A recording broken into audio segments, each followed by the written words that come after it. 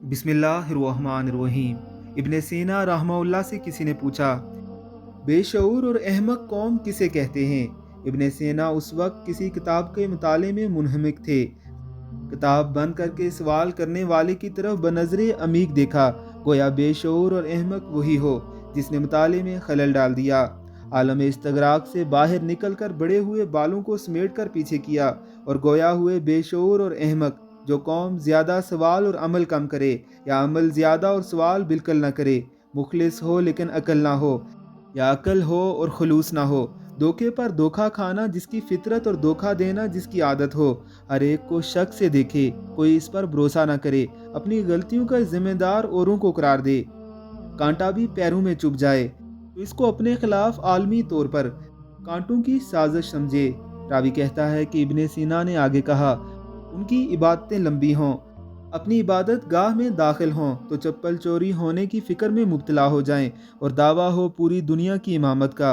उनकी मसाजिद तो बड़ी आलीशान हों लेकिन हदायत से खाली हों, मुल्क में गुर्बत व अफलास का मसला हो, और मजहबी सियासतदान बादशाह को मशवरा दें कि इन गरीबों के लिए एक आली शान मस्जिद तामीर कर दें जहाँ जाकर अवाम इबादत करे, ताकि खुदा उन पर मेहरबान होकर अपने रिज़्क़ के वसी ख़जानों के दरवाजे इस पुजारी कौम पर खोल दे। इब्न सीना कहता चला गया और साइल मुस्तगरिक सुनता रहा। बिलाखिर उसने पूछा, मगर ऐसी किसी कौम का तो मैंने कहीं नहीं सुना, ना ही तारीख की किसी किताब में उनके बारे में पढ़ा है। इब्न सीना अपनी जगह से खड़ा हुआ और बंद किताब को अलमारी में रखा, वहाँ से दुनिया का नक्शा उठाया और एक मुकाम पर उंगली रखते हुए कहा, यहाँ नमूदार होगी वो कौम जिस खित्ते को खुदा ने अपने तमाम कुदरती वसाइल से माला माल किया हो, लेकिन वो फिर भी मसाइल का रोना रोएगी। अमीर आदमी के हाथ में लाठी और गरीब उसकी भैंस होगा।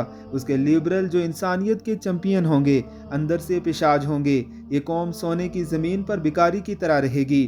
ये कहकर इब्ने सीना की आंखों से आंसू बहने लगे। आंसू पूछ कर कहने लगा, वो कौम किसी मसीहा की मुंतज़िर होगी, लेकिन मौजूदा मसीहाओं को गाली देगी। मेरे मरने के बाद वो मुझे काफिर कहेंगे। ये उनकी बेशऊरी की आला सतह होगी। अहमक होगी वो कौम जो गैरों की जमहूरियत की तारीफ करेगी लेकिन अपने लिए आमरीत का चुनाव करेगी। साहिल ने कहा कि खुदा का शुक्र है ऐसी बेशऊर और अहमक कौम में मेरा जन्म नहीं हुआ।